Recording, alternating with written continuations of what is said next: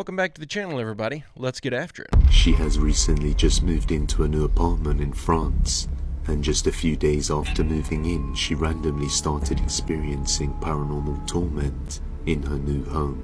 She has sent her son away to stay with his dad while she tries to figure out what's going on.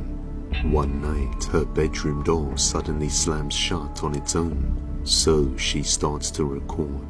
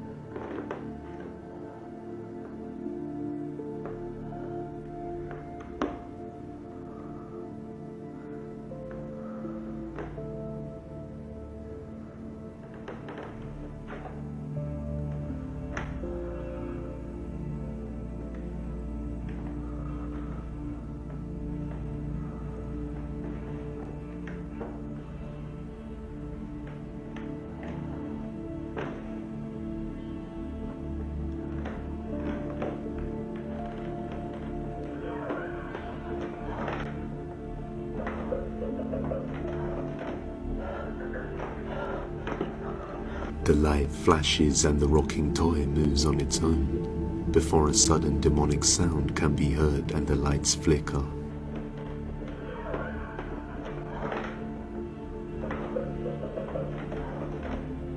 Terrified, she decides to spend the rest of the night on the landing and books a hotel to spend a few nights away while she waits for the priest to arrive. A few days later, she returns and the priest visits. Unfortunately, this didn't help at all.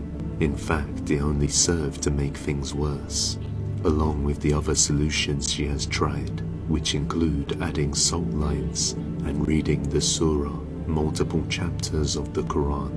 She also explains that she purchased this apartment, which is why she currently isn't able to just up and move out of the place. So now she sleeps in the living room because it seems to be the most devoid of paranormal activity, or so she thought. The night after the priest's visit, she's sleeping in the living room and hears a loud bang around 3:30 AM, so she goes to check it out.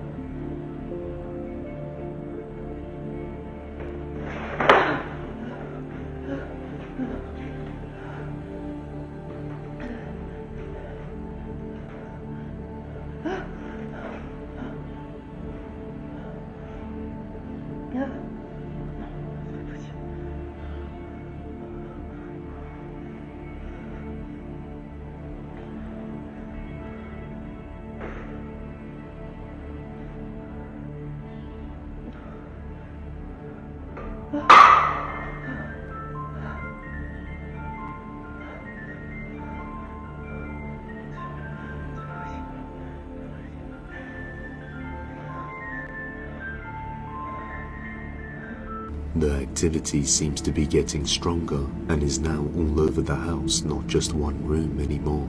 It seems like she has no choice but to remain in this haunted house, so we should get some more updates soon. I just don't know what to say about this one. I can usually at least explain how they're pulling off the paranormal activity in a video, but this one has me stumped. Even this lady's toilet is haunted. Remember Bill Nye, the science guy? You go to Wikipedia and it says actor. He's not actually a science guy. He's actually not even scientific. He's just an actor. They paid him while we were in the Rockefeller schools to make us believe all the narrative. That's who Bill Nye, the science guy, is. Trusting the science. Remember that whole thing? He's an actor. They're all actors. And they're just brainwashing you while you're young, so you're like, oh, I love Bill Nye. You know, he's telling me about how we're going to the moon. Even though Buzz Aldrin said we never went. But Bill Nye told me. Bill Nye's up there. And then now all of a sudden when you need some climate nonsense or science to back you, you know, like you need to take 75 boosters so that you can be safe, Bill Nye will come out and be like, oh, I got 85 boosters and now I'm fixed. It's like, no, dude, you're an actor. You're an actor. You're all actors. And if you don't understand it, you believe it. People are, oh, Bill Nye told me. I better go get 85 more of these. Better go and stick these heavy metals into my body again. That's gonna fix me. Bill Nye is just a cog in the propaganda machine. He pushes everything the government pushes, even if it makes no sense scientifically. I'm just simply glad to see other people waking up to his deception because I can't stand the guy. Oh, for f***'s sake, whether you want to believe it or not, the next pandemic is on the way. Health warning over new pandemic with a 50% mortality rate after the first human death has been confirmed. There's something not sitting right with me about this whole bird flu malarkey. They've been pumping us down our throats now for the last 2 or 3 months, and it's gradually picking up pace. And this first human death confirmed, it was the World Health Organization that confirmed that death, despite local authorities claiming that the person died of other medical complications and conditions. Since then, we've had other countries acquiring hundreds of thousands of vaccines for key members of staff. We've done a video about it. Despite the World Health Organization jumping the gun and saying, yeah, this person died, first ever case of H5N2, he's died, first confirmed death of bird flu. They've actually now done a U-turn on that decision, saying that he did die of other medical conditions. And it does make you question if he even had H5N2 in the first place. It wouldn't be surprised. But like I said, whether you want to admit it or not, it's coming. What happens, how it plays out, let me know below. I'll keep you up to date for sake. Be careful what you listen to and where you get your news from, because I have a feeling there's another pandemic on the way. They already saw how many people will fall in line and go along with the narrative just to avoid getting sick. But they also saw how many people resisted. So they have no choice but to ramp this one up and turn it into COVID on steroids, or no one's going to pay any attention to it. Hey, if you're enjoying this video and you like this kind of content, I make a new one just like it every day, Monday through Friday. It'd be awesome if you'd hit that subscribe button and come back tomorrow to join me. Somebody tell me what's going on at Coke. This is the third 6-pack that I've gotten that does this. They're not carbonated and they're flat. Like, if I wanted Pepsi, I would have bought Pepsi. What is happening?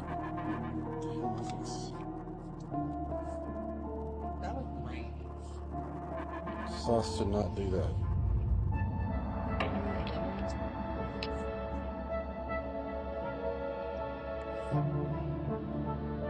My radish was moving like that. Do you see that? What is that? First of all, I soaked this meat in the vinegar, and yes, it changed color. Like, it went from pink to brown. So I was like, okay, maybe it's just the vinegar that got in there. But why is this beef holographic? Anybody ever seen an asparagus like this? Check this out. Fresh out the box. Look at this. What the hell happened to this guy? I have never seen an asparagus like that before in my... Dog, so this used to be an apple. What the fuck is this? This was an apple. Look at the stem. I could be wrong, but I was under the impression that ice cream would melt after sitting out all night. Now it looks like somebody shit in my sink. I had really bad diarrhea from Taco Bell or maybe White Castle. Dayar se le infecta bacodo sin Texas.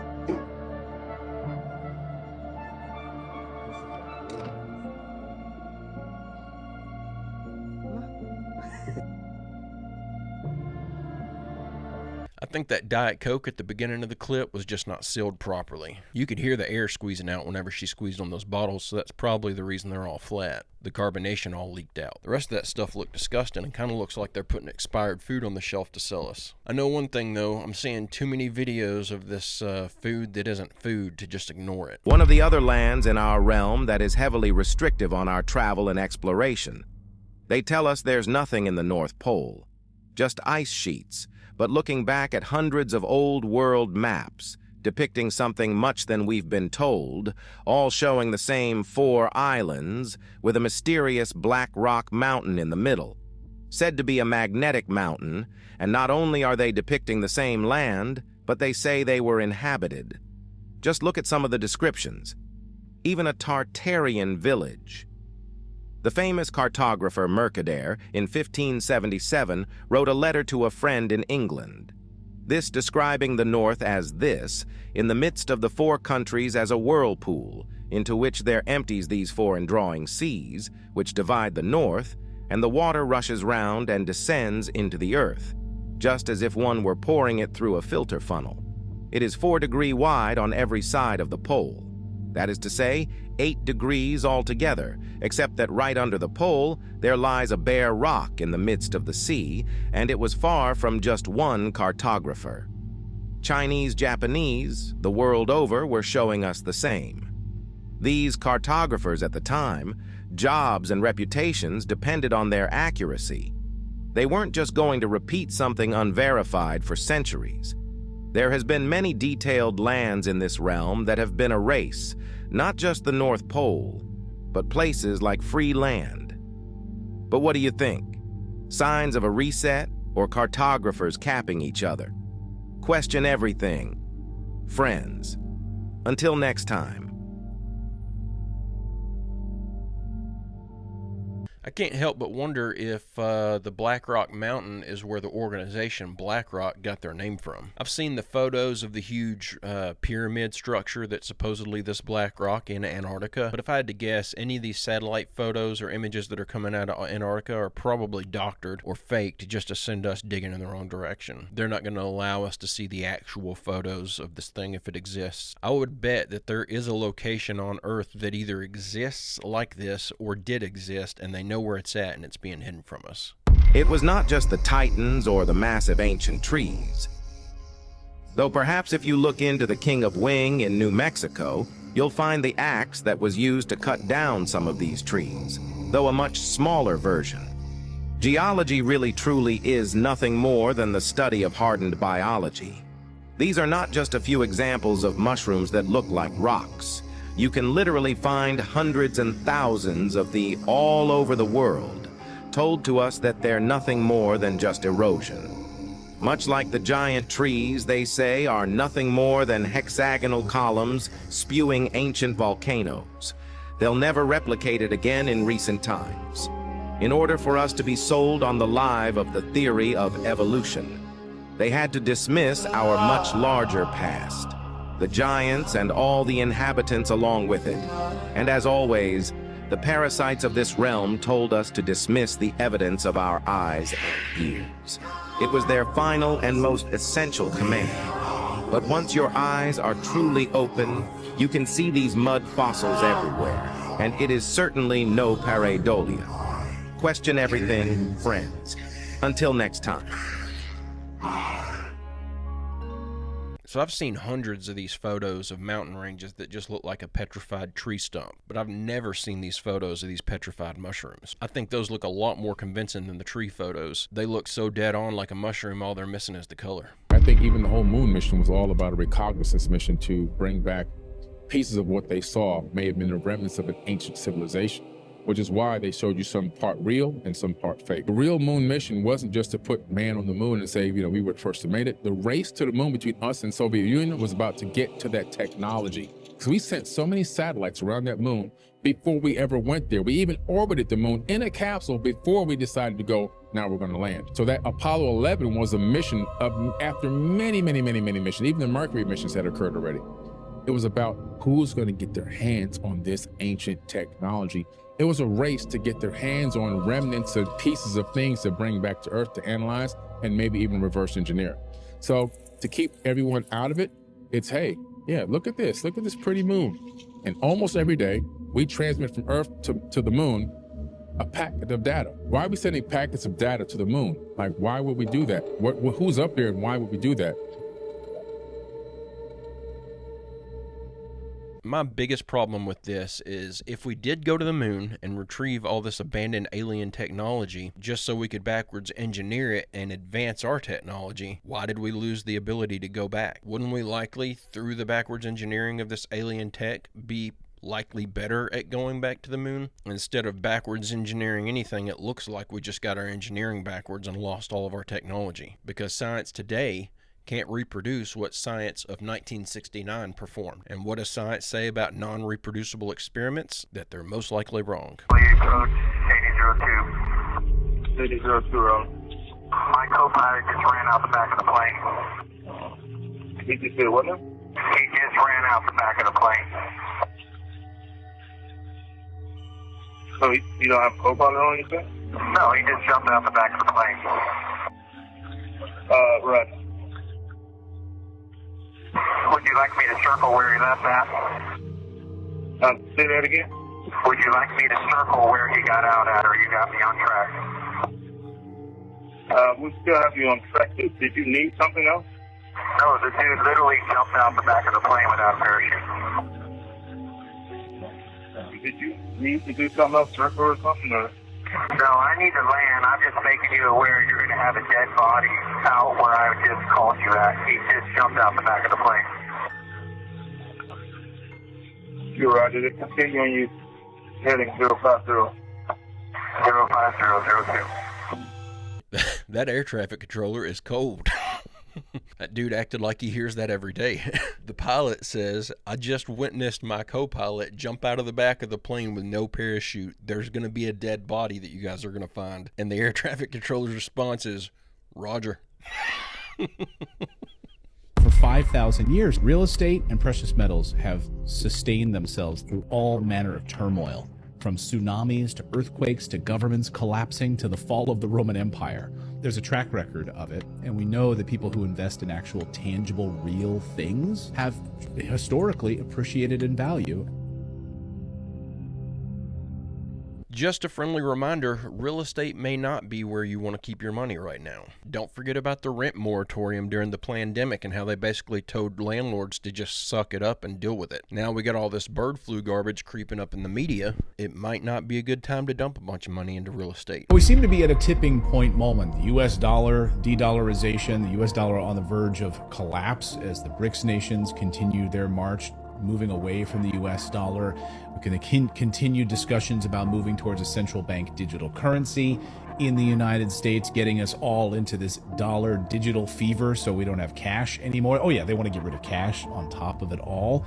And of course, the move towards Bitcoin standard and being able to have that freedom to transact the way that you want. All of these things seem to be coming ahead simultaneously, and we thought it'd be a great time to have on Mark Goodwin, who is the editor-in-chief at Bitcoin Magazine, author of the book, The Bitcoin Dollar, to talk all about this. And Mark, welcome to the show. Great to have you here. Clayton, thank you so much. Yeah, big fan of Redacted. You guys do great stuff. It's an important show, and I'm very thankful to be here. Thanks so much. Well, thank you for all of your great work on this and really educating all of us about this move towards digital currency. But I want to focus on a couple of different things today. I think stable coins is a big piece of this, and central bank digital currencies. So maybe we'll start with CBDCs, or central bank digital currencies. Sure. And I think your position has been that this is really a bit of like a red herring. You hear Senator Elizabeth Warren, huge fan of central bank digital currencies, getting us away from the US dollar, moving towards maybe a sort of a Wall Street backed digital version of a US dollar. How do you see that coming together, and why do you think it's a bit of a red herring? Yeah, totally. Yeah, it's definitely not the typical take. But I would say, in general, whenever I see, thought leaders and politicians, actually kind of picking up a trope that would seem to be for the people, right? There's a lot of movement these days of anti-CBDC, rhetoric, right? Whether they're political candidates, presidential candidates, or senators, congressmen. And whenever you see that, I think there's a reason, you should stop and say, hey, why do I agree with this senator here, or this VP pick or something? Why is that happening? And I think that's where the red herring idea comes up, where it's like, well, the dollar's been digital for a very long time, actually. The vast majority of dollars that are traded, these dollar liabilities, are digital dollars, whether they're Venmos or credits between checkings accounts in private sector banks. The digital dollar has been here. It's been here for a long time. The main issue and the fear, which is rightfully so, of CBDCs is the programmability, the seizability, giving a government basically direct access to the mint. I don't really know what to say here other than watch out, because whether we want it, whether we like it or not, they are making the move to bring us into a digital currency. And once we go on to a digital currency, there's no going back. No government has ever given themselves control over its people and then relinquished that control unless their hand was forced. But I'm hearing it among adolescents that they're very aware of that they're sort of being played. It doesn't sound like this young group of individuals is really like a hive mind where they're just sort of following sheep. I think that people don't realize how astute young teens are at smelling bull. And especially nowadays, the kids are growing up on the internet. And I think that, a lot of kids are growing up in families that are totally bought into the propaganda, and it'll take them a little longer to come around. But I think that inherently, the globalists and those with these agendas, I think they think way too highly of their own ability to trick people. So I threw this in here because I have a tendency to be a little black-pilled whenever it comes to my outlook in regards to where the world is headed. But I'm actively looking for signs that things are getting better, and this is a huge one. This younger generation is not buying into all this propaganda. They're actively questioning all the lies they're being fed, and that's what it's going to take for people to start gaining control back over their own life. I think this is some of the best news I've heard in a very long time. There is hope after all. But guys and gals, I'm going to go ahead and end the video right there. I hope you enjoyed these clips we watched together today. I'll be back tomorrow with another video. I hope you come back to join me. Don't forget to hit like and subscribe if you haven't already. And don't forget to go check out www.barry-stepp.com if you'd like to order yourself a shirt or a hat. It helps me support the channel, and I greatly appreciate everyone who's ordered anything off of there so far. But with all that being said and everything else out of the way, I hope everybody has a great, safe, fantastic rest of your day, and I will see you tomorrow.